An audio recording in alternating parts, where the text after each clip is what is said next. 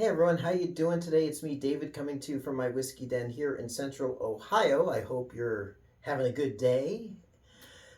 It's been uh, quite the day today. Quite interesting the last couple of weeks. We've been getting our house ready. We've been working outside and busy working on our house. We're going to be moving, selling the house and moving, but more on that in the coming months, couple weeks. I don't know. it's it's overwhelming. So we're trying to do bit by bit, which means videos are going to be a little bit more fewer and far in between, especially since I'm kind of packing. You can't really see. I'm packing things up even.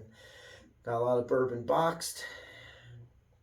So anyway, I wanted to take a look at another look at early times bottled in bond. I figured I'd do a video on it because, ironically, Keith up in Michigan on his Bourbon Shop channel just did a brief review of this bourbon, and he's in the middle of moving. So interesting video. I'll see if I can provide a link to his video after this one. But I never really bought into this early times bottle and bond. I think it's because when I first heard about it, it was so hyped up and not available really here in Ohio. Got this bottle from a friend of mine here in Ohio. He had it on hand and I traded him for it. But this runs about around $30. It only comes in a 1 liter bottle. It is not to be confused with the early times 80 proof that you might see, which is part bourbon or whiskey and part neutral grain spirits. This is a honest bottled and bond bourbon. It is produced by Barton Distillery down in, I believe it's Frankfurt that they're in.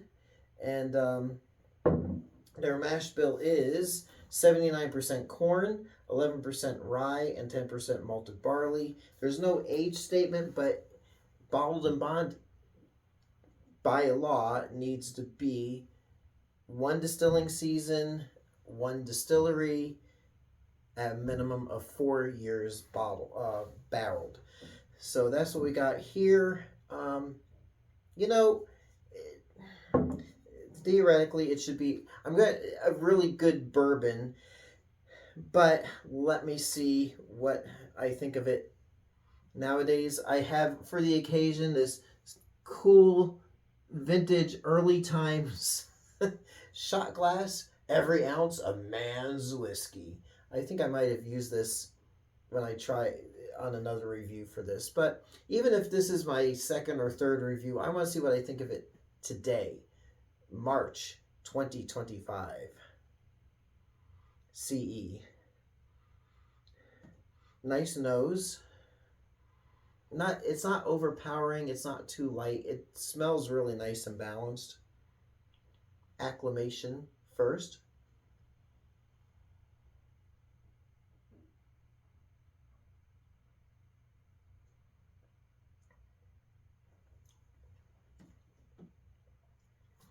Nice Kentucky hug. Mm.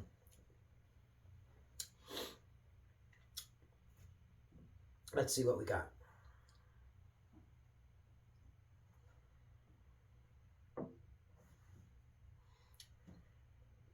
It is really smooth. It's got a nice balance between, okay, a little butterscotch, between the 3 grains. It's not overly sweet. That rice spice hits you really good. It is better this time around than my previous samplings.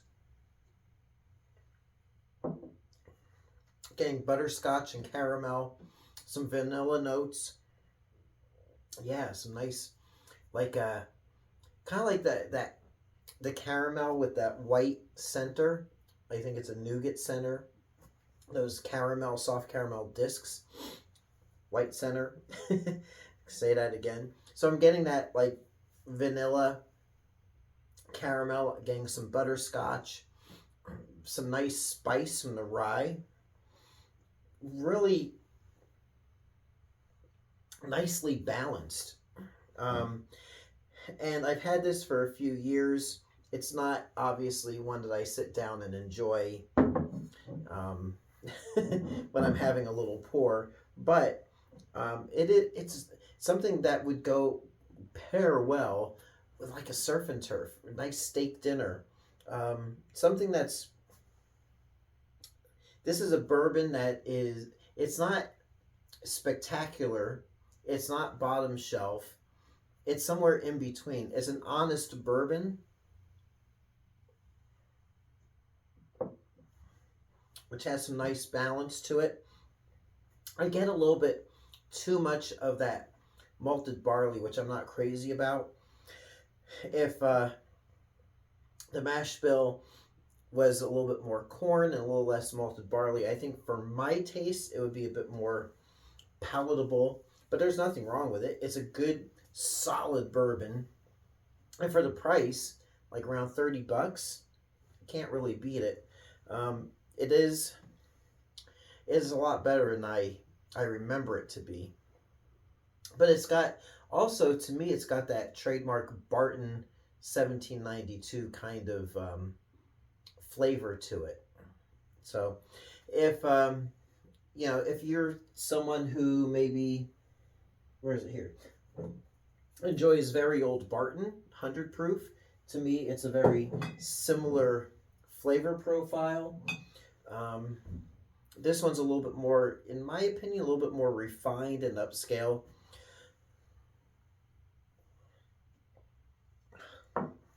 But I might have that with my dinner tonight.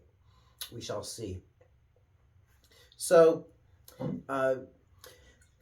fortunately, the hype on this has died down. People were just falling all over themselves a couple of years ago in their love of this bourbon, which is probably why it was a letdown to me. But kind of on its own, the way it is, not too shabby. It's not a nice solid bourbon that even for a little pour at the end of the day, if you've had a day and you just want to kick back and relax with something with a little more oomph to it than a 80 proof or 90 proofer, this would work really nicely. Even now, again, just getting that caramel, vanilla, little hit of butterscotch, that rye spice, just a nice, solid, affordable, easy drinking, bottled and bond bourbon. You really can't beat it. So there we go. We'll leave it there. Early times, bottled and bond. I'm going to have to sample this a little bit more than I have been. So, as far as moving, more information to come, because I am also wanting to do a few videos as far as stuff that I can get here that I cannot get where we're moving to, and what I'm planning on bringing along with me. So we'll leave it there. So until next time, it is me, David, coming to you from my whiskey den here in Central Ohio. I hope your next pour is your best pour. We will catch you soon, and thanks so much for watching. Hey everyone, if you like what you see, please like and subscribe so you can be notified of future videos as they drop. Thanks for watching.